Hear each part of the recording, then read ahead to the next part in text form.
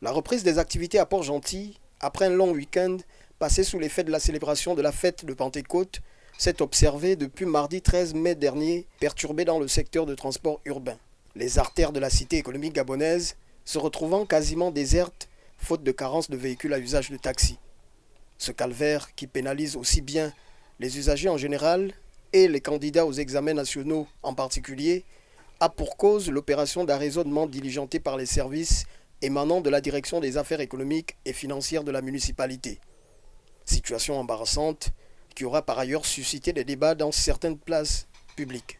Normalement, le paiement de vignettes commence à partir du début de l'année, au mois de janvier. Donc cette année, les taximans ont été avertis 2 semaines avant que la mairie devait sortir sur le terrain par rapport au paiement des vignettes. Donc aujourd'hui, vous voyez l'affluence, c'est parce que nous sommes en ce moment sur le terrain pour que chacun s'acquitte de son paiement de vignettes. Cette affluence manifestée aux alentours de l'hôtel de ville de Port-Gentil se justifie donc par le retard accusé par la plupart de ces opérateurs du secteur de transport urbain. Ceci donnant lieu au chef de service, recettes municipales, d'édifier plus ou moins le commun des mortels sur ce qui se fait réellement. Un opérateur économique et un taxi doit se rendre aux impôts pour s'acquitter de sa patente. Après la patente, on fait un dossier.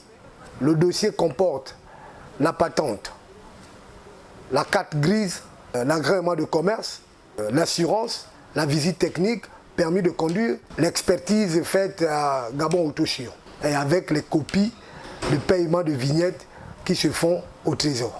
Il n'est nullement question de spéculer sur une quelconque opération coup de poing menée par la délégation spéciale chapeautée par le général Pierre Izogo. Ça ne peut pas être une opération coup de poing.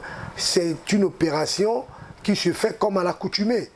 Mais aujourd'hui, l'homme a pris des mauvaises habitudes parce que l'année dernière, cette opération s'est faite au mois de juillet.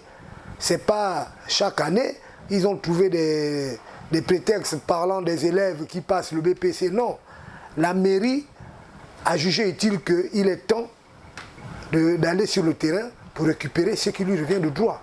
C'est tout à fait logique. Malgré quelques dysfonctionnements observés auprès des agents municipaux quant à la lenteur du processus et surtout auprès de certains opérateurs qui peinent encore à remplir leurs formalités, la situation semble reprendre son cours normal. Même si, de l'autre côté, ce sont les populations qui en pâtissent. Comme le dit un proverbe de Laos, quand les éléphants se battent, les fourmis meurent.